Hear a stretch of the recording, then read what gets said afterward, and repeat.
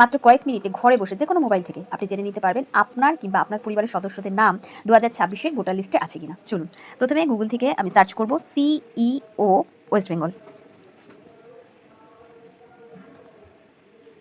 CEO West Bengal search বাটনে গিয়ে দেখুন চলে এসেছে সিইও ওয়েস্ট বেঙ্গল, একদম ব্লু কালারের বড় বড় করে লেখা, তার উপরে গভর্নমেন্ট অফ ওয়েস্ট বেঙ্গল। এটা টাচ করব। দেখুন একটা অ্যাড টাইপে চলে এলো। আমার একটু সমস্যা হচ্ছিল, এই যে কোণে দেখুন একটা হোয়াইট কালারের ক্রস আছে, এটাকে টাচ করুন।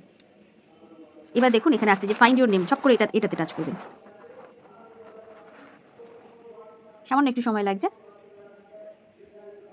ব্যাস হয়েই গেছে বলা যায়। এখানে দেখুন এপিক নাম্বার, এপিক নাম্বারে ভোটার কার্ডের এপিক নাম্বারটা দিতে হবে, যার নাম সার্চ করবেন, আপনার হোক বা পরিবারের যে কোনো সদস্যর হোক। এপিক নাম্বারটা দেবেন, স্টেট ওয়েস্ট বেঙ্গল দেবেন।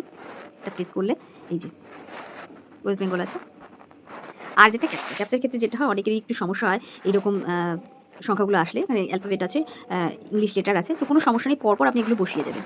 এই যে নিচে দেখুন একটা বক্স আছে, আমি দেখিয়ে দিচ্ছি।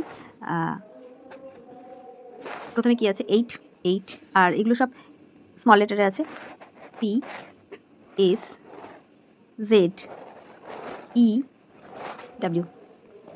ব্যাস দেখুন আমি তো পরপর বসেছি, এগুলো মাথায় আছে বলে ঘাবড়ানোর কোনো ব্যাপার নেই। এইভাবে বসিয়ে সার্চ করলে কিন্তু নামটা চলে আসবে, আপনার নাম চলে আসলেই বুঝবেন হ্যাঁ ঠিক আছে সব।